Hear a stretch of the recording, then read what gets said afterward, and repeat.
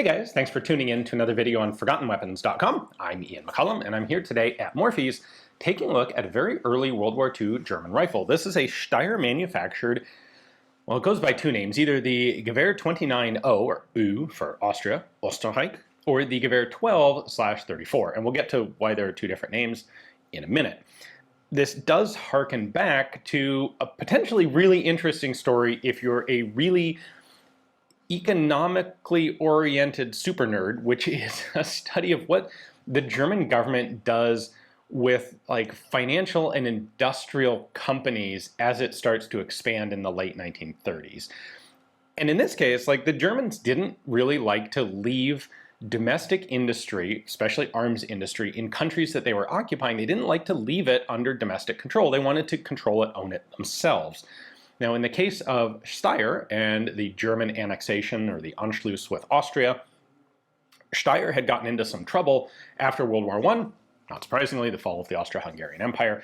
It ends up as a publicly traded company that is mostly owned by a big Austrian bank, which is in turn owned by the Austrian government. So it's like an 81.56% share of this company is owned by a big Austrian bank. Well, when the Germans go in and take over, they buy out all of that stock ownership of the Steyr company. You wouldn't necessarily think of this as, you know, the evil Nazis come in and what you expect is like the evil Nazis come in and they just take the stuff and now it's theirs. What they actually did was this under legal, financial, like proper rule abiding German pretext of they actually bought out the stock in the company. And so in the summer of 1938, Steyr is well, it's purchased essentially by the German government, which buys out this bank's stake. So there are still some private investors, but the German government owns a significant controlling share in Steyr Daimler Puch. Once they own it, they then start writing contracts to manufacture rifles. They need rifles in particular. Now, Steyr at the time was making primarily machine guns and submachine guns, but they did have a production line for Mauser rifles. Steyr, back in 1912, had manufactured a Model 98 Mauser, sold it successfully in 7mm Mauser to Chile. They then came back in the late 20s and early 30s looking for some more contracts in South America.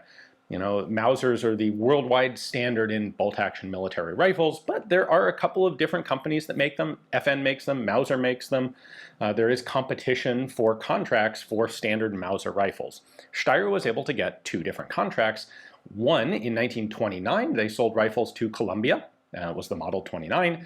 And then in 1934, they sold another batch of rifles to the Chileans, and that was the Model 12/34. It was essentially exactly this rifle. Instead of being a full-length World War I style muskety thing, it's now a World War II style short rifle like this, hence the change in designation to the 1912/34. What Steyr does, in 1938, the Germans need rifles. Steyr didn't really have anything in current production, but they had all the tooling for these South American contracts, and the Germans basically say, just put that back into production, chamber it for 8mm Mauser instead of the South American 7mm Mauser, and we're good to go. It's a Kar 98K, well, it's a Gewehr 98, a Mauser 98 receiver, identical to the K98K receivers, just with differences in stocks and in hardware, essentially. So Steyr puts that into production, starts making them in the latter half of 1938 for the Germans. Now, those two different names, by the way, originally collectors look at this and it doesn't have a designation written on it anywhere, and they look at it and they say, okay, this is Steyr's 1929 rifle for Colombia, so we'll call it the Gewehr 29 U, Austria. More recently, researchers have actually dug up some original German documents referring to the contracts for this rifle, and in those, it's actually referred to by the Germans as the Gewehr 12/34, which is simply a reference to the slightly later Chilean contract for the short rifles. So that's where the two names come from. You will see both technically M12/34, Gewehr 12/34 is the correct one to use because that's what the Germans called it, but you'll see both names used.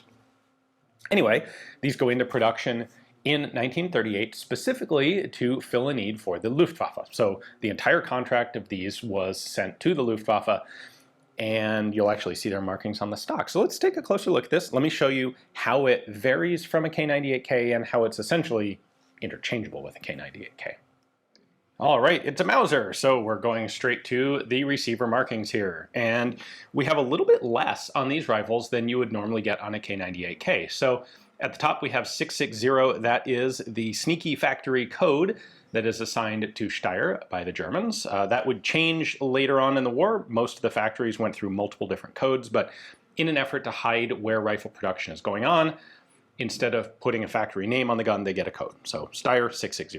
1939 is the date of production. You will find these rifles dated 38 and 39. The majority of them are 39s. And then, a little bit unique to these rifles, we have the actual bore diameter stamped on the top of the receiver. So this one's 7.9, you might find a 7.91, a 7.89, that sort of thing. Typically, this would be marked on the barrel, but the handguard on this rifle comes all the way back over the top of the barrel. So if you want to be able to read it, you got to put it on the receiver, which they did. Now the side rail is left blank. This is normally where you would see something like Model 39 or whatever else the rifle's designation is, but not on these. There is in fact no model designation written anywhere on the gun. Typical marks over here, what you would expect, we have a final approval stamp, eagle with a swastika, and then the serial number. So this is 6219A, which means this is the 16,000th gun that was manufactured. At the beginning of 1939, they restarted serial numbers at 1. Once they got to 9999, they added an A and went back to 1. And then eventually they would get into the B block during 1939. Lastly, here on the right side, we have 3 Waffenamt marks. That's WAA 623, which was the Army Inspection Office for Steyr. And those are 3 firing proofs. That's what you would expect on a Kar 98K as well. And we have a similar set of markings here on the buttstock, 2 Waffenamt inspection proofs, and then we have an eagle with a swastika and the letter L.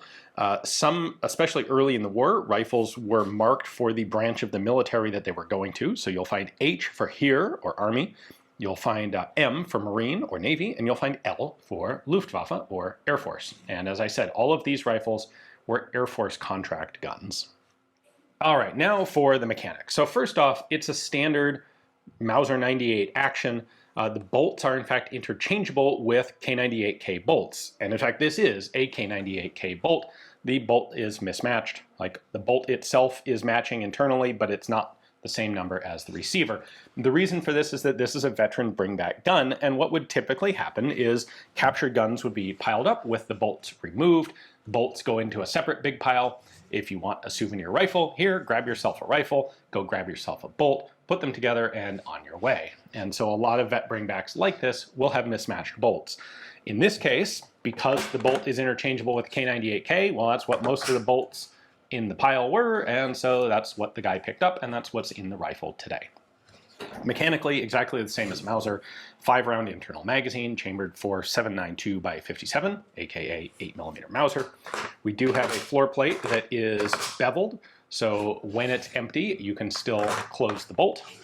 The sights are essentially the same as the K98K. We've got a graduation out to 1800 meters here with a V notch in the rear right there, and a triangular barleycorn front sight. Now the hardware is one of the primary places where this is not the same as a K98K. It does take a standard bayonet. This nose cap is distinct. It doesn't do anything different than a K98K nose cap. It just looks a bit different. Instead of having a band spring here to hold it in place, it's got a screw that runs through the inside of the stock, comes all the way over here. That's something that was done on a variety of different rifle patterns. Turns out like spring retention was simpler, easier. That's what people tended to go to. But earlier on, you'd find cross bolts like this. And we have a similar sort of thing for the barrel band here. Note that these, like all the parts on this are serialized, kind of as you would expect. Now, the barrel band here is set up so that you can set the sling either on the bottom or on the side. And we have a similar matching setup at the back of the rifle. So the sling is one that has this sort of split piece right there, so we can pull the bottom of the sling out, and then there's a bar for it on the bottom and a bar for it on the side. And I can just take this, slip it in there, lock it in place. If I want the sling on the side of the rifle, I can reset it like that, And then if I go up to the front of the rifle, I can just drop a screwdriver in here, open up that screw. It is captive right there. Once I unscrew it, I can just lift off, if it wants to come out, there we go. You can lift off the sling swivel itself. It's got a little step in it there so that it will stay in place once this is tightened down. I then go to the side sling bar, drop that sling swivel in, and presto, I have a side-mounted sling. So I can throw this over my back now, the bolt's out on the side. This is typically across the back style, where a bottom-mounted sling is the over-the-shoulder style. With the K98K, the Germans were only interested in the across-the-back style of sling, and they don't have setups for bottom-mounted sling swivels. A couple other minor differences here. We have an upper handguard that comes all the way back to the receiver, as you already saw. We have a bit more pronounced pointy pistol grip than you would on a K98K. And the butt plate is a different design than the K98K. It's actually a better one. This extends over the edge of the wood, which helps protect the edge of the wood. The original early war German flat butt plates didn't do that. They ended up transitioning later in the war to a stamped cupped metal butt plate that essentially does what this guy did right back in 1938 and 39. And lastly, getting down to some pretty minute stuff, the recoil lug in the stock is hollowed out instead of being solid. Pretty sure that's just a weight reduction measure. On the bottom, everything's pretty much the same as a regular K98K, including serial numbers all over the place. This is a fully matching gun, except for its bolt assembly, which is kind of cool. It's early war, so even the screws are serialized. Steyr production of the Gewehr 12/34 will run from 1938 into, well, to the very end of 1939. All the receivers are manufactured by the end of 39. These are found dated 38 and 39. There are no known 1940 dated examples because by 1940, Steyr was transitioning, or had transitioned, into manufacture of a stock, normal, like standard pattern K98K. And they stopped making these slightly different pattern rifles. So the last deliveries of these were actually made in 1940, but they were with assembly of parts that had already been completed. The guns were essentially only manufactured in 38 and 39. And total production numbers, we don't have good documentation on it, but judging from recorded serial numbers, we estimate about 20,000 made in 38 and about 30,000 made in 1939. The 38s, the highest known numbers go up into the middle of the A block. So there's the no letter block and then the A block, total about 20,000. 1939, guns go into the B block, hence expect about 30,000 of those manufactured. So 50,000 total. They all went to the Luftwaffe. They are pretty darn rare rifles today, and I think that's probably primarily because they were only manufactured very early in the war. 50,000 isn't, it sounds like a lot of guns. It's really not that many compared to overall Mauser production numbers. And these guns had to survive through the entire Second World War in order to make it to us having them on the collector's market today. Either that or they had to be captured midway through the war. A lot of rifles, people may not recognize just how many rifles are destroyed in the process of combat. And so a lot of guns that are made early in the war simply cease to exist before the end of the war. And that's why some of the early production stuff like this is quite hard to find these days. So, a big thanks to Morpheus for giving me access to this particular one to show you. Really good vet bring back sort of example, including the original sling, which is really cool to have for a gun like this, where the sling swivel setup is one of its sort of most unusual defining features. Hopefully you guys enjoyed the video. Thanks for watching.